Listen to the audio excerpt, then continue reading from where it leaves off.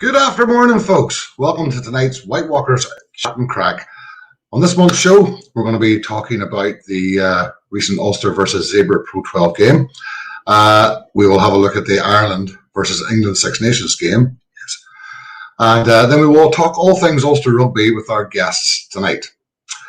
WhiteWalkers Chat and Craic is part of the 3BOD group. I'm Nigel QUIGLEY, and very shortly you're going to see another fella. He's Dave Topping. Welcome to the show. He will appear, honestly. There he is, as if by magic. Good after evening. How are you? Oh, the Craic is good. The Craic is good. After filling up locker in the bubble there, it's just ready for a wee dose of Philamageddon here. Absolutely serious chat that was too, and it needed to be had. Let's be honest. We'll show you later. We'll show you later. So, Dave, what have we got tonight? It's an absolutely packed one tonight. Between Ulster Rugby, Ireland, and England, we look at the Rainbow Cup and some tough European assignment. I think we're gonna be packing to the meals. Plus, we have a couple of good guests with us as well. First of all, I want to bring in our fan in five, and tonight we have Ollie ANDREWS. Hello. Hi, Ollie. Welcome to the weird and wonderful world of the WhiteWalkers. Thank you. We know from what we've heard about you recently, you've had quite the adventure this last while, and I just wanted to start by looking at your background in rugby. When did you start playing? So I started about 5 years ago or so.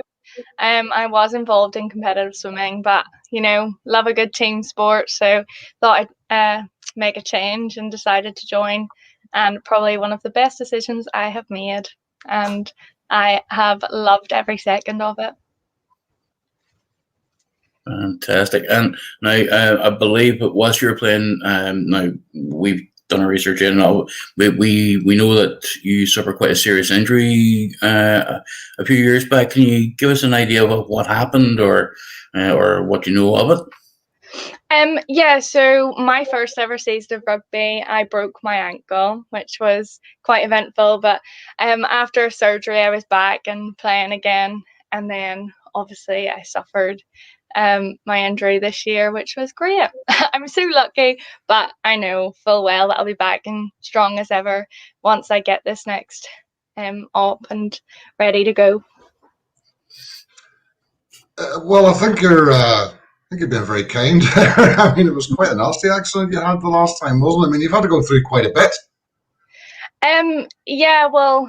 When it happened, obviously I wasn't expecting the injury that they said, but I guess it's something you just have to go with. And I mean, no one expects to be told that they've broken their back, especially as a 19-year-old girl. Everything goes through your mind, and can I play rugby again? Can I do this again? Will I be able to do this and that and the other?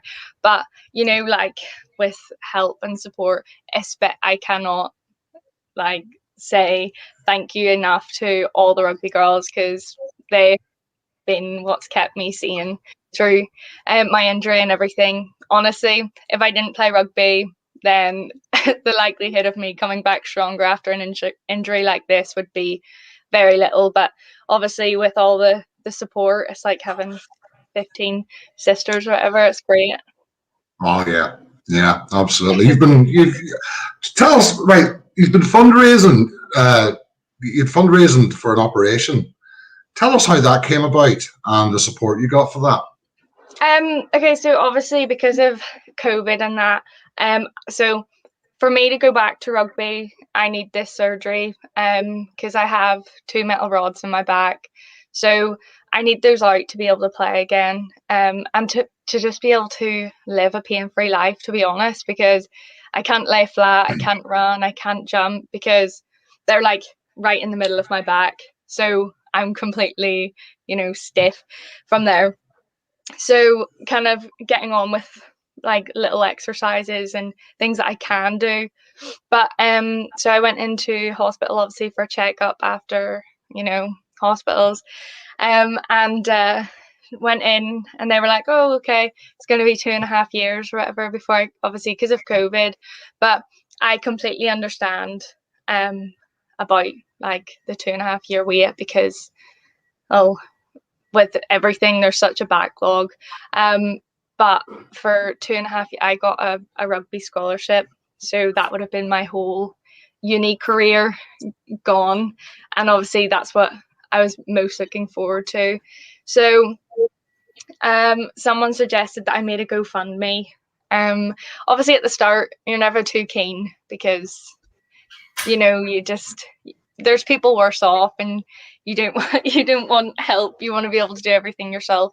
But it gets to the stage where you kind of need to ask and need to help or need people to help you. So I ended up making the GoFundMe, and after 2 days it was flying. I honestly could not believe it.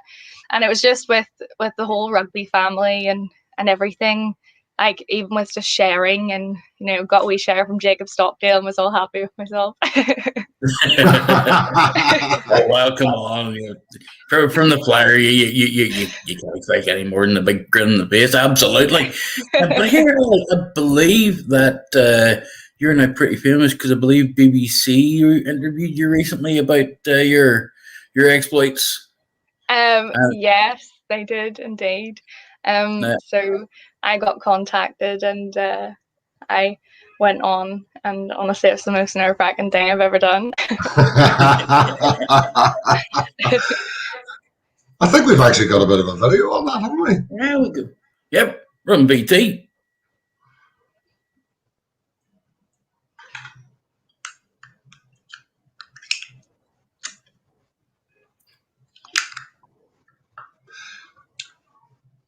It could use sound.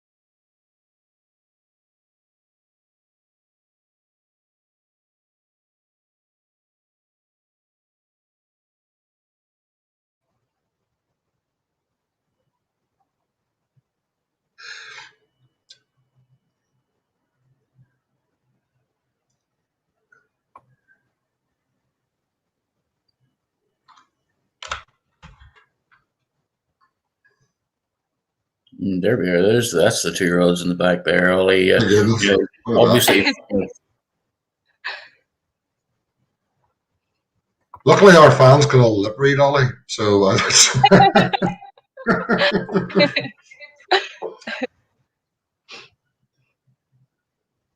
Goodness me. Broken back. She looks fantastic, doesn't she? Oh, look at that. Wow. Yeah, I can see where you've got the stiffness in your back anyway, Ollie. Yeah, for sure. What were you discussing with the interviewer there? Just what you've discussed with us, or?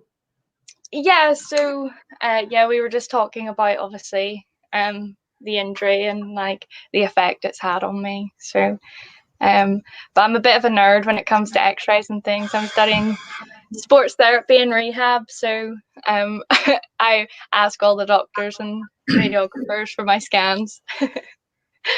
Oh yeah. Well, you're obviously somebody that likes to know what's going on. Yeah, for sure. Absolutely right too. Absolutely right. Goodness me. You wouldn't think watching you there that you had a broken back, would you? That's great. I'm a bit rusty. I forgot how to Oh. pass. It's like riding a bike, it'll come back to you. Catherine says, lads, you've stunned her into silence. That I seriously doubt. Do you know, it's a wonderful thing, though, isn't it, to see a player come back from an injury like that, I think. And, you know, you haven't broken anything visible. You're still a lovely looking lass. I mean, look at this nose. That was broke playing rugby, and I'll have that the rest of my days. Like, you know, permanent reminder, you know. It's, I don't know what Dave's excuse is, but he'll have to.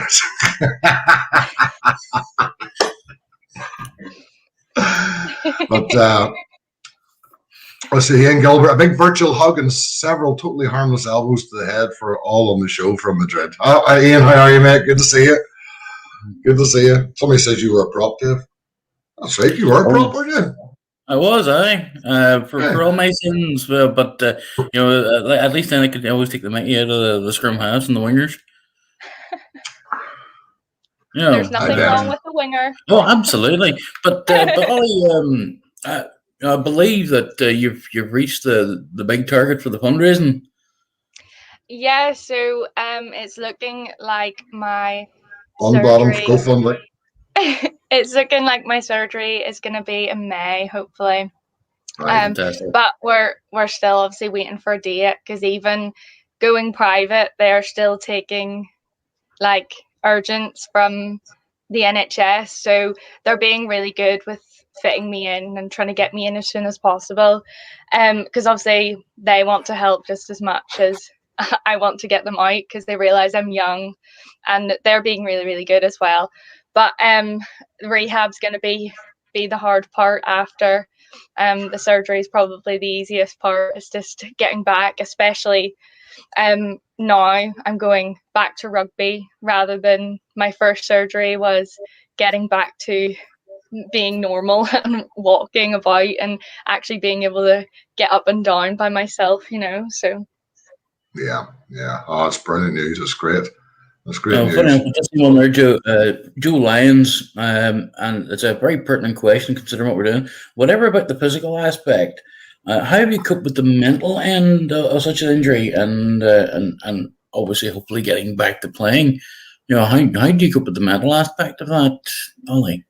Well, like I said before, the club and like all the girls around me have been amazing. I have had, as soon as I got out of hospital, for one, I had cards, presents, gift baskets, you name it. I had it waiting in my room. I mean, my room was overflowing, and I had, obviously with COVID and stuff, I had video calls and messages from all the girls, just kind of keeping my spirits up. My family as well have been amazing. I come from a very sporty family, so they understand, and they've been great with me and really helped keep, obviously, spirits high. But I am with a sports psychologist who has been seeing me, obviously, through my sports scholarship.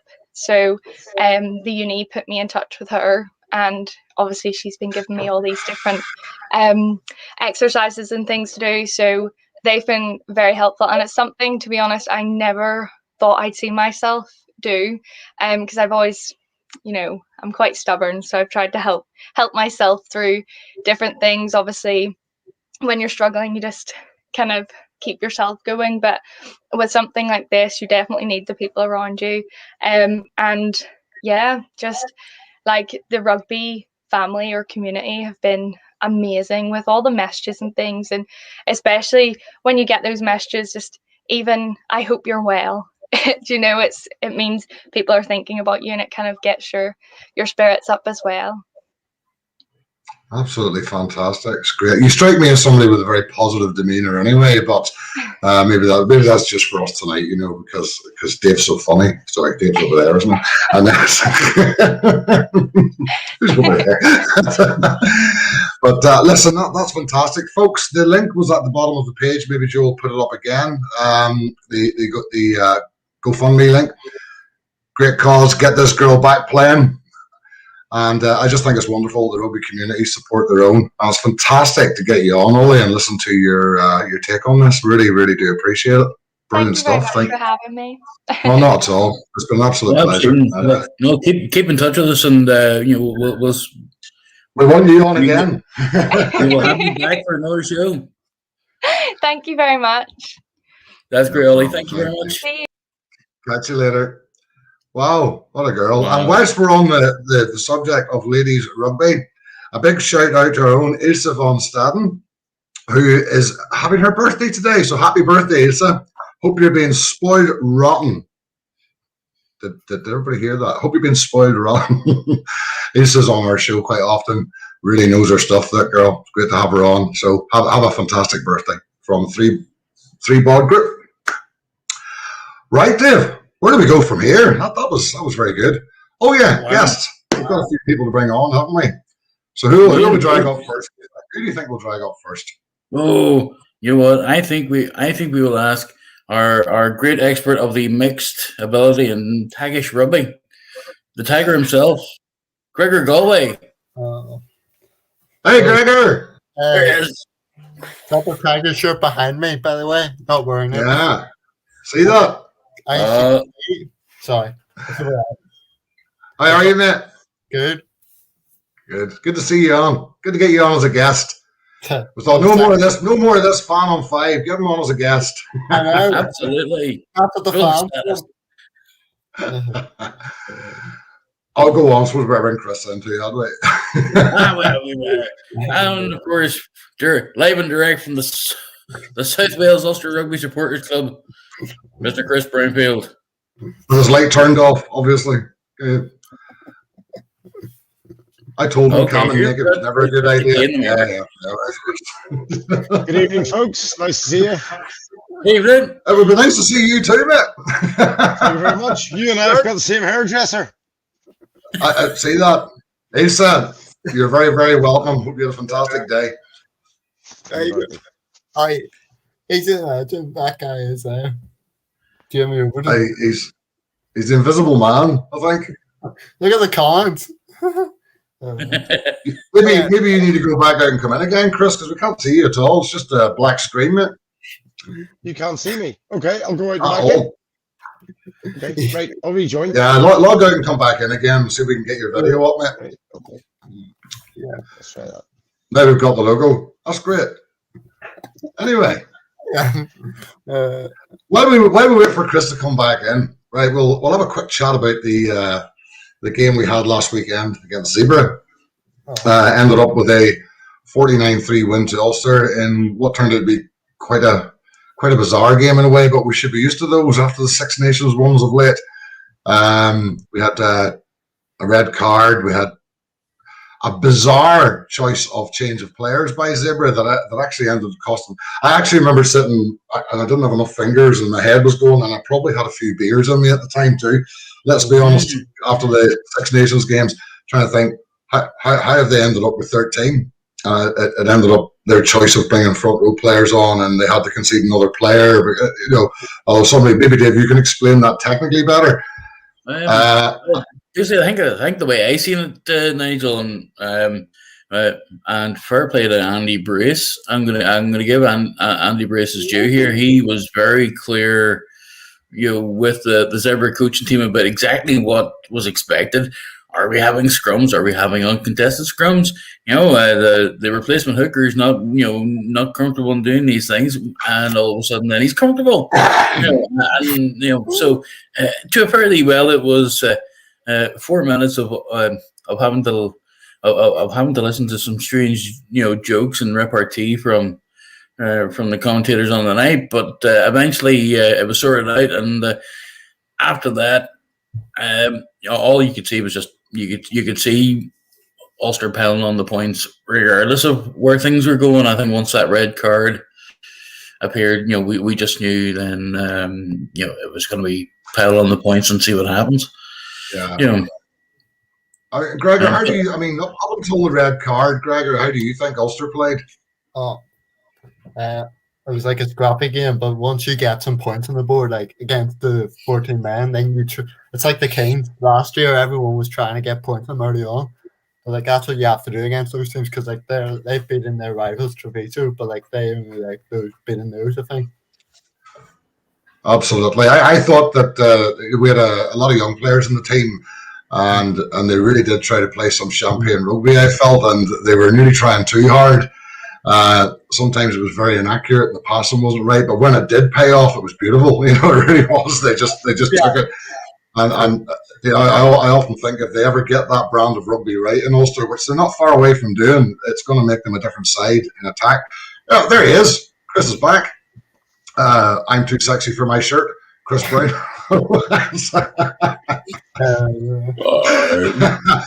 Chris, the game at the weekend, the game on Saturday. We're discussing obviously about the red card and then the bizarre set of events that ended up with them having 13 men.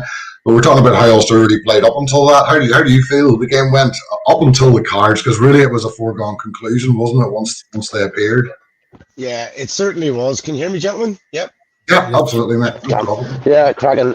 It certainly was. It was all about how many, and that was evident pretty much from kickoff. But I think you've already talked about it. I think we left a few points on the park untouched, and the accuracy like you picked up on. But I think the lads have got some amazing talent coming through.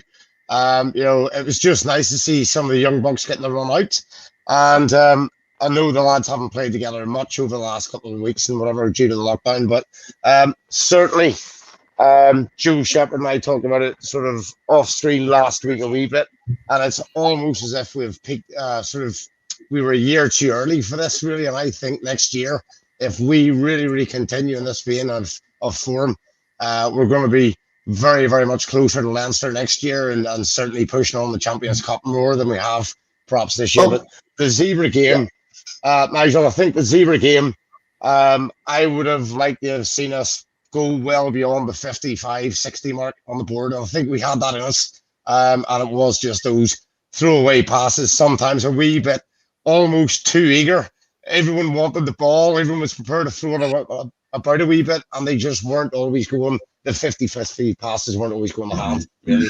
I think though it has to be said, although Ulster fans can be extremely critical of players and team performances, let's be honest. Yeah, we did have a very weird Champions Cup run, but it's been a weird year and a weird, the game in England against Gloucester was bizarre for me. I mean, it just seemed to run on forever and ever until they scored. And actually, when I looked at the replay, they didn't score. But anyway, we'll forget that.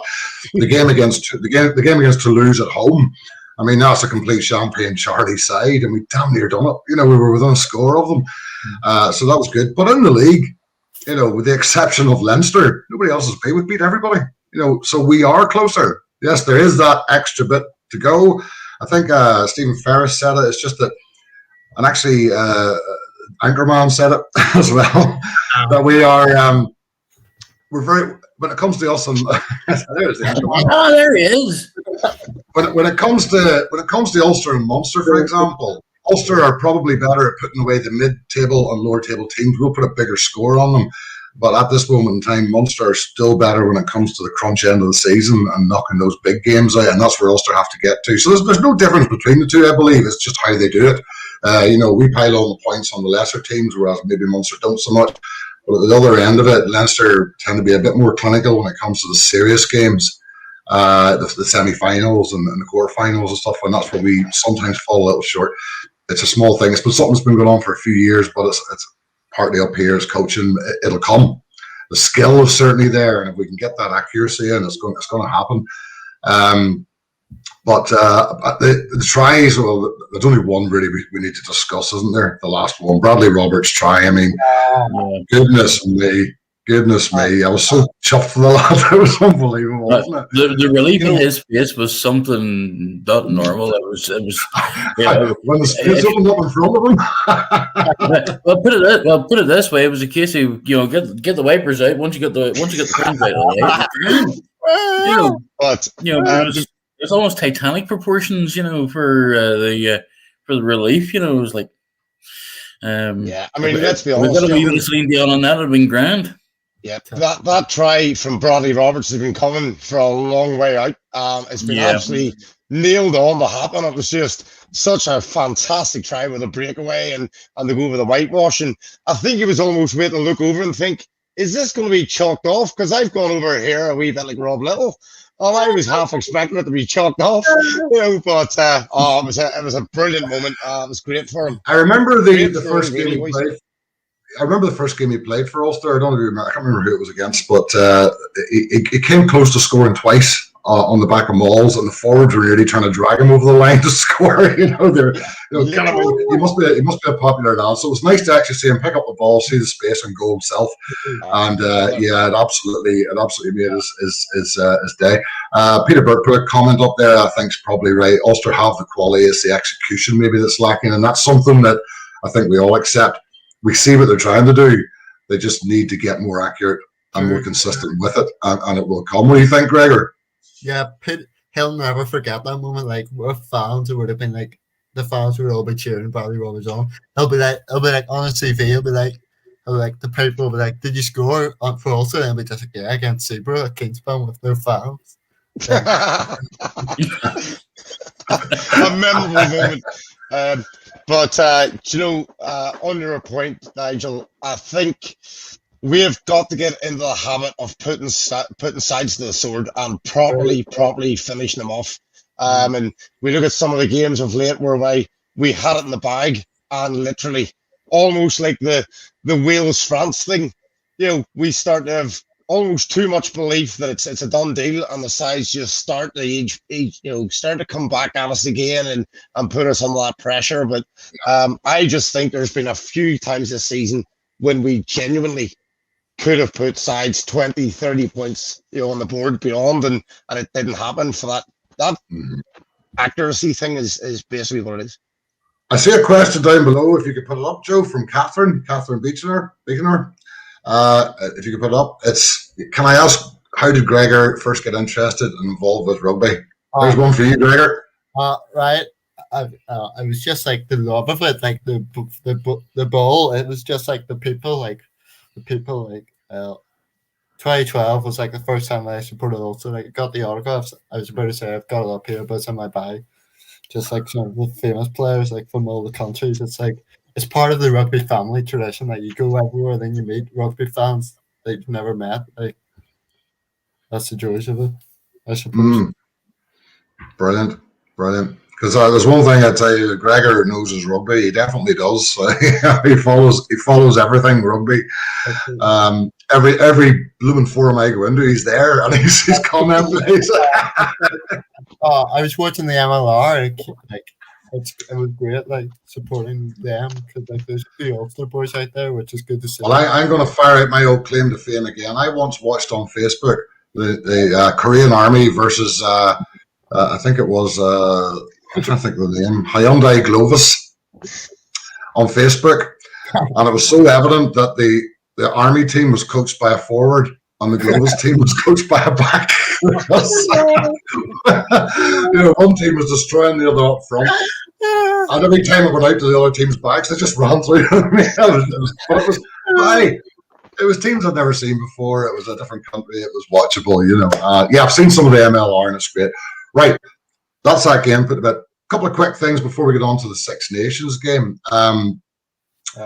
A lot of news in Ulster in the last couple of weeks. Obviously, we know, well, Mr. Nakawara signed. We know that. That's hopefully a big signing for us for a one-season contract. We have signed Craig Newby as a skills coach, the New Zealander, to replace Mr. Peel. And what's the other news? Oh, yeah, somebody's leaving, aren't they? Yeah, Kieran Campbell, our Ulster Academy. And Ulster 20s. He was to become the Ulster 20s head coach, wasn't he? Yeah. He was. So it'll be interesting to see now where Kieran will end up. I think the rumor mill currently has him heading down to Ealing to join the Trailblazers. That seems to be a strong one, doesn't it?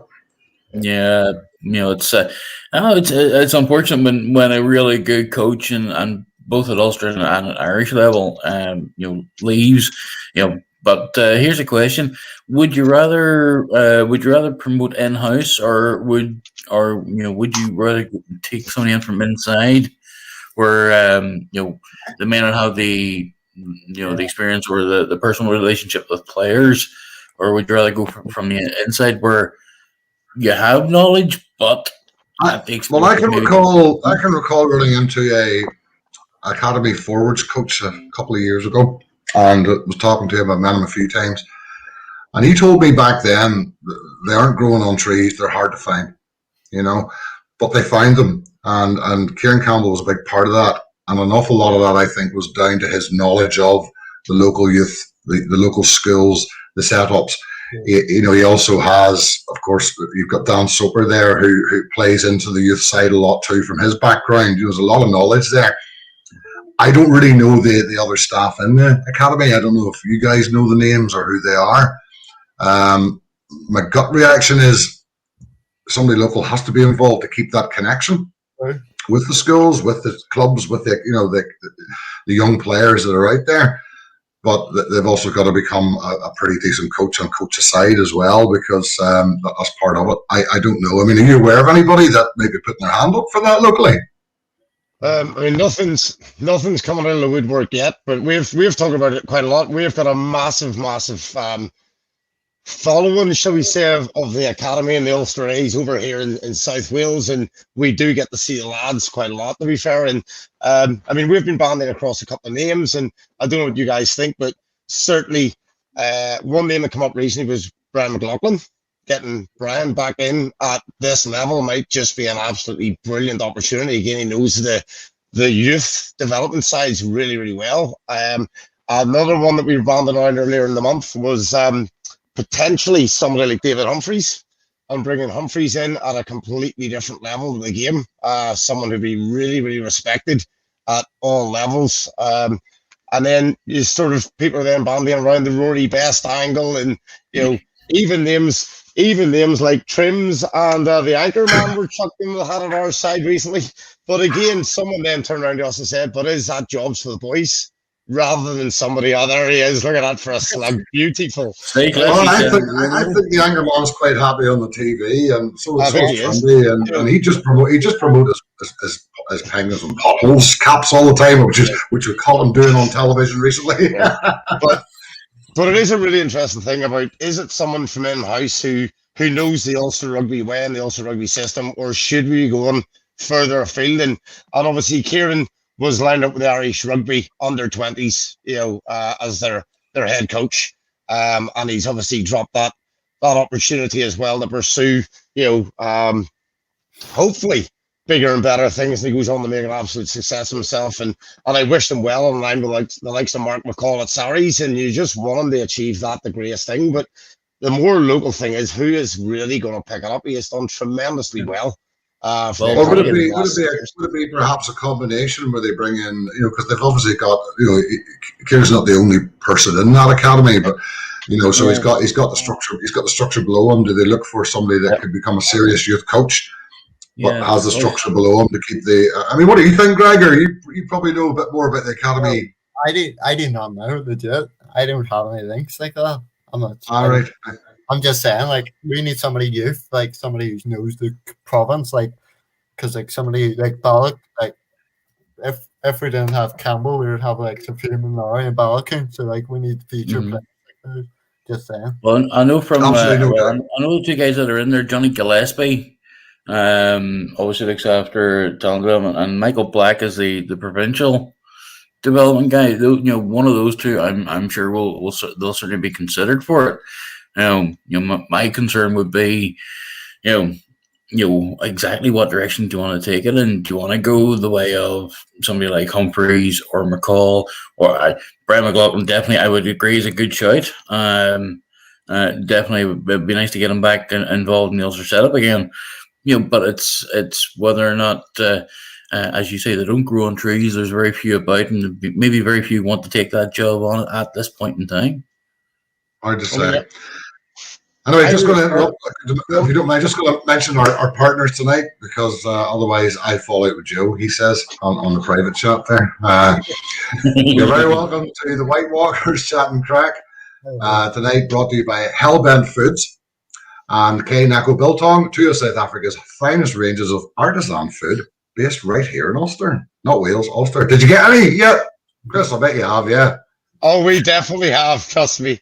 Shami looks after us very well. Absolutely. And of course, their other partner is, well, it's me, basically. It's Nigel QUIGLEY, Auto Door Solutions, which is sales and service of automatic doors in Ireland. Yay. Anyway, this marketing stuff's really up my street, you can tell, can't you? Also fixes fridges. No, I don't fix fridges. That's Anchorman does that, Dave. Leave that one till later.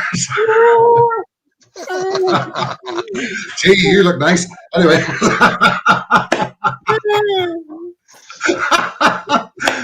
Oh dear. Right. So there's an awful lot going on. So there's an awful lot going on, Ulster. I think we've covered. Have I missed anything there? I don't think we've missed anything, have we? Adam McBurney. We're losing Adam to Edinburgh. Adam's going to Edinburgh. Yeah, that's true. God, there's that much. It's hard to keep on top of it. Yeah, Adam's Scottish qualified, isn't he? Yeah. Yeah. So I think that's definitely that move has been with an angle on that. You know, I mean, he was a big star in the under-20s when he played there, seen as a big prospect. I don't think he ever played badly for Ulster. Darts went off a bit for a couple of games, but he got that back. Great ball carrier, great tackler.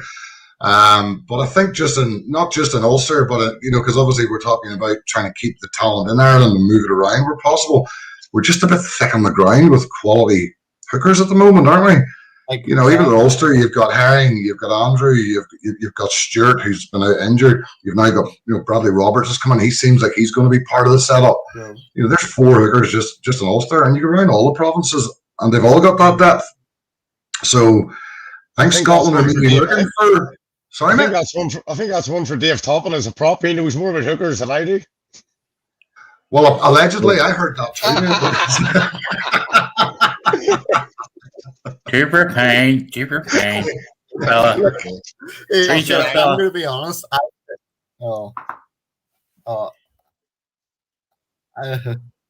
But you know hookers too? What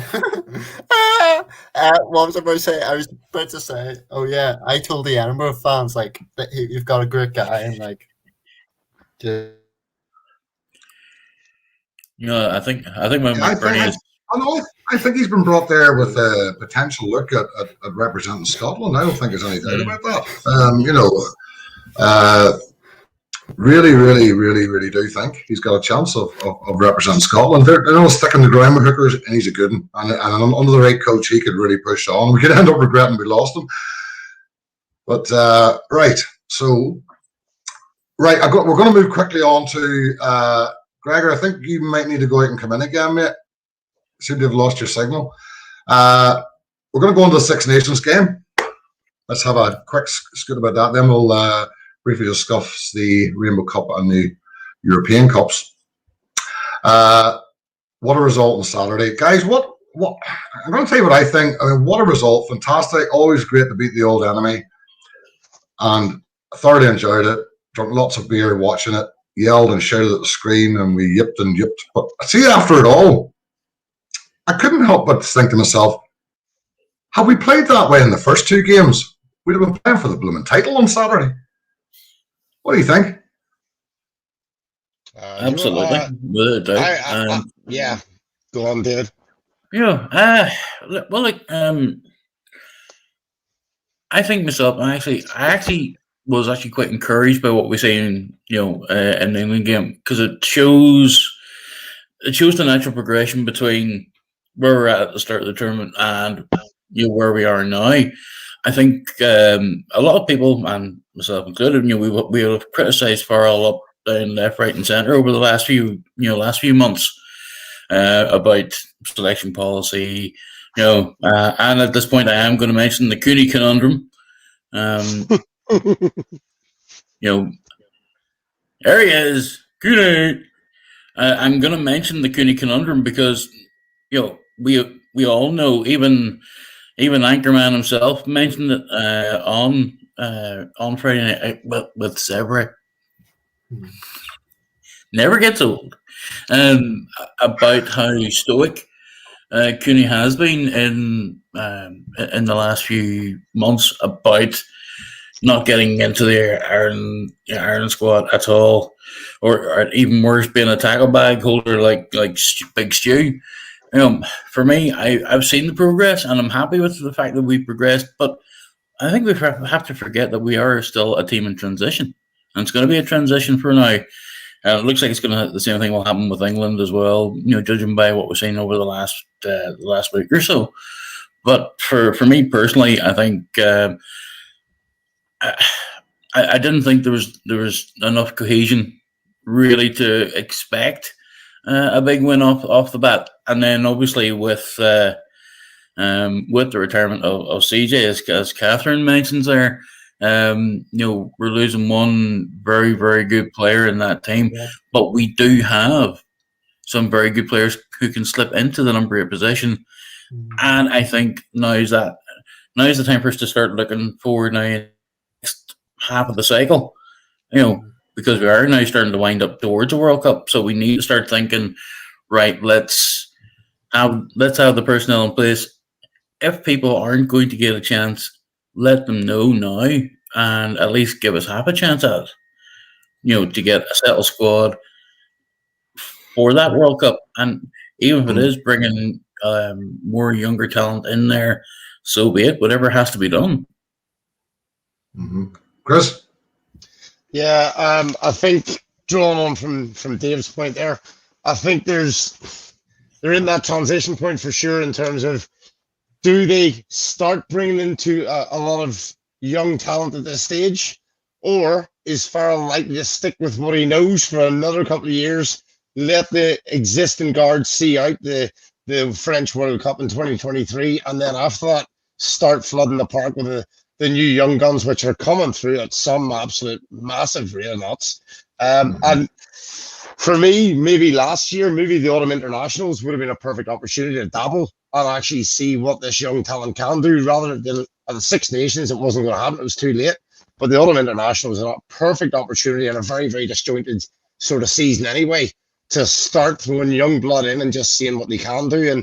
And we know from what Leo Cullen does down in Leinster, what Dan McFarlane's trusted his young lads to do up here in Ulster and across Munster and Connacht, the young guys can do it. It's just whether or not they can step up that next level. But I'm just looking at the little comments here. We're having loads of comments about Byrne and Furlong. Hendy for sure put his hand up massively over the last. I was just going to mention Hendy's been the quiet man of the tournament, really. But I saw, somebody put about Furlong. I think Furlong has just nailed on a shirt for the Lions. Absolutely. Absolutely nailed on. Yeah, I think so. The man's just a class above anybody else in the UK and Ireland. That's there. I saw somebody arguing would it be him or Fagerson, and even the Scottish fans were saying he's not even close. I think the likes of Henshaw played themselves in big time. Earls, another one. Yeah, but I saw a stat today. Sorry, Gregor, go ahead. I just had a great stat, great game, but I saw a stat in the English group. Tom Curry got the most turnovers. Henderson was second, so that just tells you. Ty Byrne was somewhere in the list, but I'm just saying. Yeah. Absolutely, that's what I was just going to mention. Actually, Gregor, I saw that stat today. Where it was pushing Tom Curry, and second on the list with the Six Nations was Hendo. Yeah, which is great from an Irish. Yeah, he's but he's not. Nobody's raising. Well, a few people have said I think Hendo has just ground his way in, and he's had a really good tournament, and I think he will. Byrne, absolutely. I mean, I think when Byrne first came into the Ireland shirt, he flattered to deceive. Frankly, he just didn't perform. But by God, he performed this tournament. Absolutely immense player this tournament. But there were a lot of. That I have to say though, and we're talking about transition and things getting better. I never thought our forwards were a problem in this tournament. Not from game one. I thought our pack were always, since Pox come in, the packs just seem a different unit. It was down the back line. We just seemed to be very flat, very contact hit, but not against England. Everybody was involved against England, And I just thought Nigel, put it this way: when you can hold Maro Itoje to 4 meters, in a game, It's that says all you need to know about our front row. Look at that. Mm-hmm. And obviously, there was the Genge incident with the elbow on Johnny Sexton's face, which I thought really everybody's going as a rugby thing, blah blah. But, my God, he talking about rubbing his face on it. He really did rattle his elbow across his face quite a few times. And I'm sort of engaging with some people online about it, and they're trying to play it down. And I'm saying, well, I understand his frustration. Furlong was hamping his ass the whole game. Well, I'm sorry, it's just true. He was. Going back to your point there, Nigel, about the back line, and sort of that was where it was a wee bit stagnant across the tournament. Keenan, I think, has probably bolted himself into the 15 shirt pretty well. He's been pretty solid. The big debate about James Lowe Stockdale on that wing, that'll rage on forever and a day. About it's just about which shirt. Probably until Rob Balakoon pulls the shirt on. Neither whistling. Neither whistling. And then across the centres, like I say, Henshaw was absolutely great. Bundy was unlucky, some would argue. Some would say by the letter of law he had to go, but it was pretty unlucky, and he's had a 4 week ban from it. One match, man. So I think across the 4 provinces, there's probably a better combination of centres out there than what's been fielded over the last couple of days. I agree. I mean, I'm always harping on about. I mean, Ringrose didn't have a good tournament this time round, but we all know what he can do. And we talked about McCluskey not getting a start, but I'd only ever partner McCluskey with Ringrose. I wouldn't partner him with anybody else, or it's too samey. Yeah, yeah. The batting ram altogether with McCluskey just making the meters, Ringrose just getting and then offloading. Yeah, it's like offloading to somebody like Ringrose, who when he's at his best can make the most of gaps.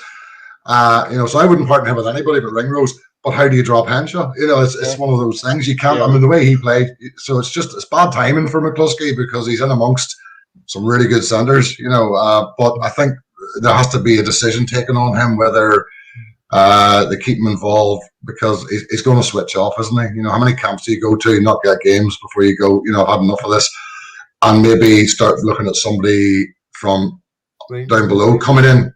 Maybe like a James Hume or somebody like that, that needs to be developed and given some camp time that might benefit them. But as you say, Chris, the talent coming out of the provinces at the minute is coming out in floods, and they're going to have a dilemma in a year or two about what to do with them all. I think, because it's not a question of letting the better ones stay. You're going to be in a position where some really good players are going to, if they want to play rugby, they're going to have to go overseas. Just look at Steno and Ian Whitten. They went off down to Exeter, and they've just made an absolute mountain of success in their career. Again, Chris Farrell, again, another absolutely fantastic centre down there in Munster, one of our guys. It's like every province at some stage will be at the stage where they can't A, afford due to the COVID scenario, and B, will not have the game time to keep everyone actually game fit. So I think over the time we are going to lose some sensational talent beyond the 4 provinces. Yeah, I think so. Gerald's put up, he thought Conor Murray had a gig. We've called him Boxy McBox Kid for a year, which was one of the best nicknames we've seen for a long time. But you're correct, Gerald. He was like all the backs actually against England. He was very good. They were all very good. It was like something had changed in 1 week. And all of them all of a sudden turned up, and they were accurate. They played, they tried new things. All the backs got involved. It was fantastic. I mean, yeah. So I couldn't fault any of them. Honestly, Steenson, fantastic player. You get players that you regret letting go, and I think we've seen a few over the last few years that Ulster and probably other provinces would think probably shouldn't have let that one go. Yeah, Boxy. Yeah, but I think the big change is just the fact that the squad have been there for so long now. They've got the cohesion, they've got the communication down right. Hendo is the quiet leader in the pack, and he is gently directing the traffic. But you can see, but I think that's thankful in part to POC. O'Connell has tightened up the line out, it's great to see Herring in such great form. You know, another seldom mentioned man, but he's a bit of a subject of. I'm going to call it a little bit of parochialism because he was taking a little bit of stick, but it didn't stick because he was just playing well and doing his job well. You know, his darts are good, his carries are good. You know, yeah, we've got young Kelleher at Leinster too, who's without a doubt going to be a major player in the Ireland setup going forward. But I think at the minute Herring is the number one. And let's just talk about this from an Ulster perspective. You know, Herring's away playing with Ireland. He's playing great. We've got John Andrews here, and you know, a lot of fans, and I think we discussed this on your page at a time, Chris, that was mentioned. You actually feel quite guilty or quite sorry for John Andrew having to be dropped. It's like when Herring came back. Yeah, absolutely, because he was absolutely playing some whistling rugby at that time, and his darts were bang on. And I mean, how many is it? Seven tries this year off the rolling ball. Yeah. He is an absolutely fantastic player, and I tell you what, we're very blessed to have the two of them that we can step into John for a guaranteed game in the absence of Rob Herring, who has definitely filled the shoes of Rory Best at the nailing on the number one shirt, the number two shirt for his for sure. So, Gregor, were you going to say something, Gregor? I'm about to say we've got a decision to make for the European game against Quins. Do we go with Herring or Andrew? Because it will be tough on both of them, though. I'm just saying.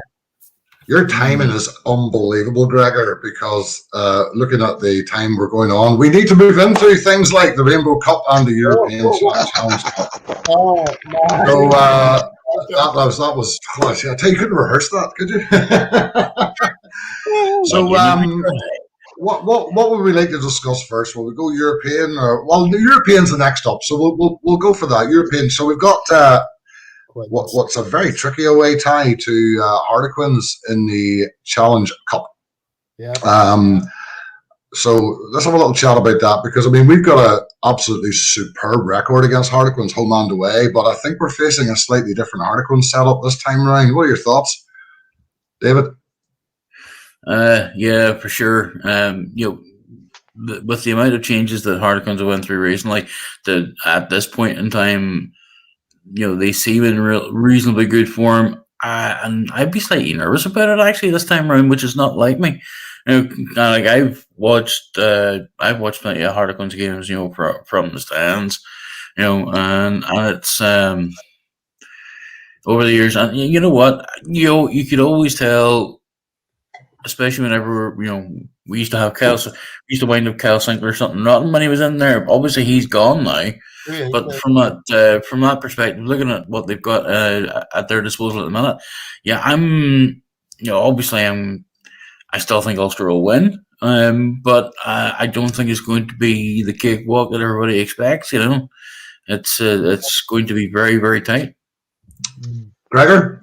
Quins are a good team though, but we should have their strength. Look at, I don't know if they have any players coming back from England.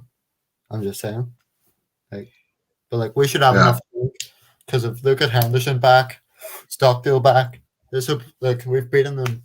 I've been there a few times and we've beaten them. So no fans could not be a difference, because they're not going to have any fans. Plus, if it was here, then we would have no fans. So the players would just have to get used to it, despite no fans. Right. Chris? Yeah, I mean, I'm going in quietly confident that we will do it. But what did they just do over Gloucester? Was it 57-14 or 9 tries over Gloucester, was it, last weekend? It was something immense, and they've got firepower all over the park. But I've just got a funny feeling that our confidence against Quins will maintain, and we will come out. And I would go as far as to say, when we turn over Quins, we will march to the final. I think. Wow, that's some time. I think Quins is the big one. That's the hurdle to overcome, and I think that if we can, I do agree with you all. I think we've got the firepower to beat them, even at home. We've got the confidence of beating them there. We will have to turn up. It's going to be a hard game. If we don't turn up and play for 80 minutes, we're not going through. But I think if we do get past them, it puts us in a great place to get to the final. I think absolutely, no doubt about it. I would go on to say that if we don't get past Quins for whatever reason, whether or not it's the referee playing on till 93 minutes, 104 minutes just to get that final score or whatever it is. But if we don't get past them, I think it will absolutely hammer us at European level, on an emotional level, for sure, confidence-wise, to step back into the Champions Cup next year in what should hopefully be a standard competition format. Fingers crossed, all things being COVID, but it'll be interesting to step into the Champions Cup and not march into the final and lift that silverware. Will be a massive step back.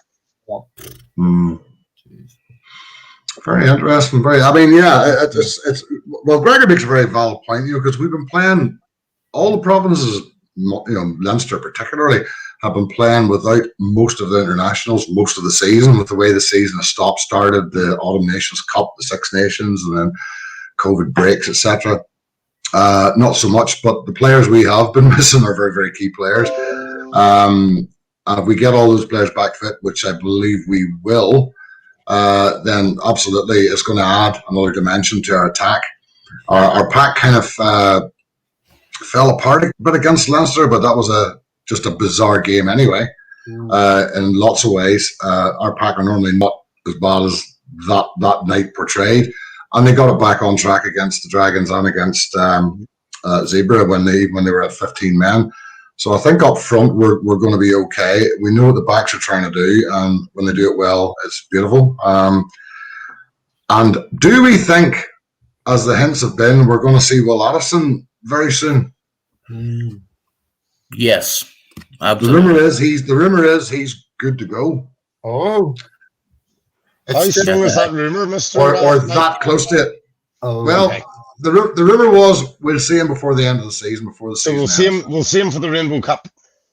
It could be the Rainbow Cup, yeah. It's just a pity there was no away game, because they could get minutes back in that. Absolutely, yeah. But here's the thing: if Will Addison is fit and ready to play, he will be in that Quins game. If he's fit and ready to play, he will be in that Quins game. The guy's quality, the guy is just quality. Mike Brown though, Mike Brown opposite him though. Just saying. I don't think he'd worry about that. No, I don't think he'd worry. Put it this way: if I see Addison on there, I'll be playing jazz flute. Yeah. I mean, I must say, if we now look at our 10, so you've got, obviously Johnson, you've got Laurie, you've got Madigan, Burns. And then, you're putting, does Laurie go to 15? Does Laurie stay at 10? What happens to Billy Burns? He's back. What happens to Madigan? The 10. I mean, Laurie's just immense in both of those positions, 10, 15. Well, he is. And actually, it was what Michael O'Connor said last weekend. He was actually delighted to see he wasn't playing in the back three. Such was his threat from 15. But back three is not an issue with Ulster at all. We're probably going to be looked at by the IRFU there, because we are very deep with it. I mean, people are wanting to see Aaron Sexton coming through, and he just can't get a look at the minute, because you've got Balakin, you've Ethan McElroy who's pushing through. You've got Little who's back to playing well again. Obviously, you've Stockdale, Gilroy's getting run out the odd time as well. Yeah. We've got young Larry, but Larry seems to be being looked at more as a 10 now, which I think a lot of people are happy with, because I mean that's where he made his game. That's where his preferred position is. I think he's just of such quality that they had to put him in somewhere, and it was 15 absolutely. Because we had a need at 15. Yeah, and we'll never forget that Jamie Roberts thought he could run over the top of him and didn't get past once. Poor Jamie. I actually remember talking to some Welsh fans before that game, and that's what they said. Jamie Roberts is just going to steamroll Mike Larry down his channel. He never got past him once.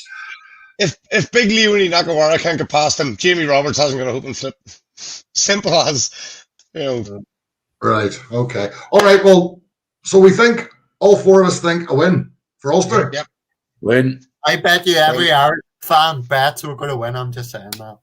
Absolutely. Even Ron Burgundy thinks that Ulster's going to win. I agree with you. Right, guys, as you've seen at the bottom there, please subscribe to the Three Bod Group and YouTube channel, which Joe will no doubt put the links up 10 times between now and the end of the show. There you go. And also mention again that the show is sponsored by Hellbent Foods and Kanako Biltong. which is artisan food from South Africa, but made locally in Ulster, and it's lovely, folks. Give it a go. Those Boer Wars or something else. And of course, Dave had a good laugh at me because I ordered online, and they were all going on, geez, they're great value for, what, £3 or £4, and I'm going, what the hell did I order? I just spent 30 odd quid. So yes, I ended up with 8 packs of them in the freezers. But we're enjoying them, don't worry. And of course, Auto Door Solutions, which is my firm, which is automatic door. I really feel weird promoting myself on a pod, but anyway, automatic door sales and services. And thanks to our sponsors as well, Hellbent and K-Echo Biltong. We do appreciate you getting involved. Right, guys, Rainbow Cup. Right. By all accounts, this is happening. Premier Sports seem to think it's certainly happening anyway. They're advertising it like crazy. Have we seen much about it yet, format-wise? I'm not sure. Hey, it's very quiet. No, they've been spectacularly quiet, which is both either equally disturbing, but also maybe there's a small positive in there somewhere. You'd like to think at this stage, they would at least give us an idea of how they're going to split up the South African teams amongst the rest of Pro 12. If it's going to be 4 groups, 3 groups, 2 groups, one big massive demolition derby, who knows? Or a partridge in a pear tree, exactly. It's a bit of a lottery, and we're hearing they're going to come to UK and play. They're going to be based in Ireland. They're going to be based there. They're going to be based there. Sorry, Gregor? No, it's like South African YouTubers are like saying that this is like the preparation series. For example, like Curtis is playing tomorrow for his first game for the Sharks. No, I mean his province, so like his team's so big. The South African YouTubers saying about the league, and just like, oh, this is the preparation league. Like we cannot see it in the UK, so we don't know what we're seeing from these teams. It's like, why? Yeah, actually, if I remember right, I remember our good friend Gareth Mason, the G-Man. Yeah. He had mentioned that they're currently going through the preparation cup and getting ready for this Rainbow Cup competition. And I think the point was that the Curry Cup just didn't seem to work as well as they wanted it to. Mm-hmm. So obviously they want to try and sort of increase the quality a wee bit in between. So obviously they're running this short tournament then to just to keep themselves on the right edge for playing against the Pro 12 sides. And it just means then it's not going to look as lethargic as we might want it to be.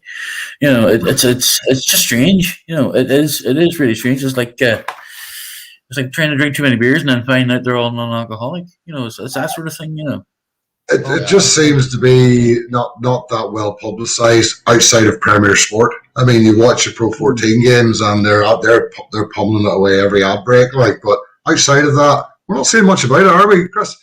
No, we're not. On a slightly different note, I mean, I think if you were to do a poll of most fans, in my opinion, would say we don't want it. We want to go back to finishing off the season like every other year. And this is kind of a shoehorned in late entry to the party kind of thing. And I mean, there's going to be those who will love to play, the South African sides and everything else. But, is it too little, too late, midway towards the end of a season to just bolt on an extra competition? Who knows? I mean, for me, it's just absolutely devastating that Big Marcel isn't going to get, his swan song out of Ulster Rugby by featuring maybe again. We doubt he'll be in the Ulster shirt again with the injuries carrying. I think that's an absolutely devastating piece of news for him. But I don't know. Personally, if I was asked, do I want the Rainbow Cup, I'd be saying categorically, no thanks. Park it and pick up the season next September properly and get full on for World Cup preparations.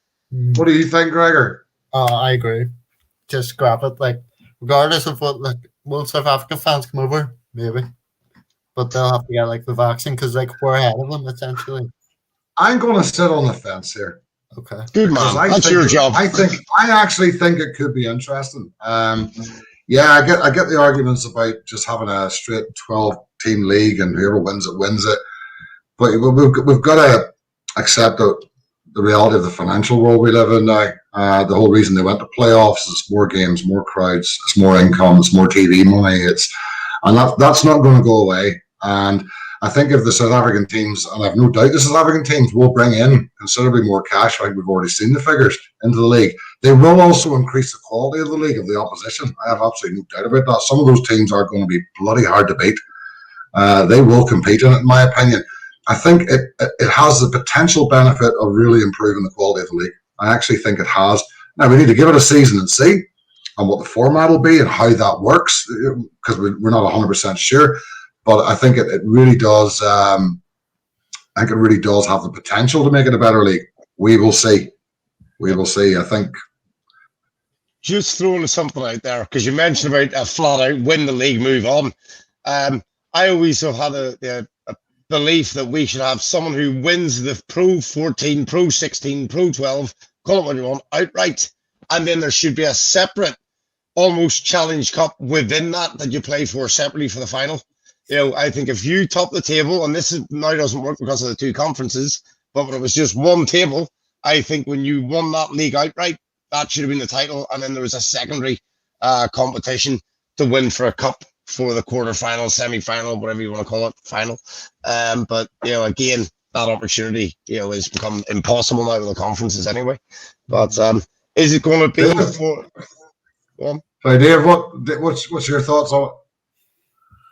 I'm actually going to defer to the great logic of Ian Gilbert on this one. He just said the Rainbow Cup is as much in doubt as the idea is that there's a pot of gold at the end of it, and I totally agree with that. You know, I think we're going to chase the rainbow on this one. We're not going to be seeing packs of Skittles. It's just going to be a bit of a nightmare, to be fair. And if this Lions Fair goes ahead as it seems to be, then they may have to put it to the back boiler, but we'll wait and see how things go with it, you know. So I'm in a minority of one here. Well, there we go. Having said that, I think the pot of gold chasing already done was started with the CVC input, so I think that's gone anyway, if I'm honest. Mm-hmm. And again, we'll see. Right, folks, we need to wrap it up. Brilliant show. I enjoyed that. God, that went quick, didn't it? Folks, you've been watching WhiteWalkers Chat and Craic. We had a great chat with Ollie earlier on. I thought had an inspirational story to tell, and we'll keep an eye on that, and hopefully we'll get her back on, see how she's going soon, after she's had things done. For those watching the show later, the link to the GoFundMe page is on the video all the way through, so if you can give to that, please do. Rugby family, we support her on. Guys, what did we discuss? We discussed Ulster's last game. We discussed all the change. I can't even keep up with it all. We've discussed the Six Nations. We've discussed the Challenge Cup. We've discussed the very unpopular, as it seems, Rainbow Cup. The way I see it is, Chris, it's more rugby, mate. Let's have it, you know. It's more rugby. Let's have it. The show, as always, has been brought to us by our partners, who this week are Hellbent Foods and Kainako Biltong, who are artisan South African food manufacturers based right here in Ulster, and Autodoor Solutions, who are involved in the sales, service, and maintenance of automatic door systems. Coming up this weekend, we have a live at 5 on Saturday for Leinster and Munster. Gogglebod, the match watch along starts at 4:40 p.m. So anybody that wants to get in there, have a look at that. Get a few beers beforehand. It always makes it more interesting. Our two guests, Chris. Thanks to you too. Chris, fantastic. Always a pleasure to have you on the show, mate.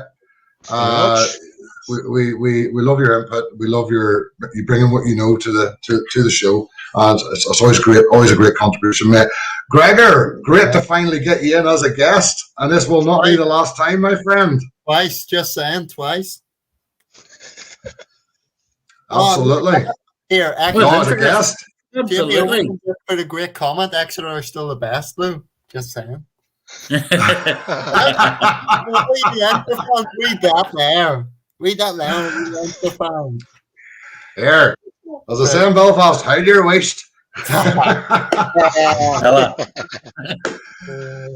Anyway, guys, both of you, thanks a million. Brilliant. Enjoyed the show. Loved your input, and look forward to having you on again very soon in the near future. We'll be back in about a month's time. Dave, that's been a whirlwind, mate.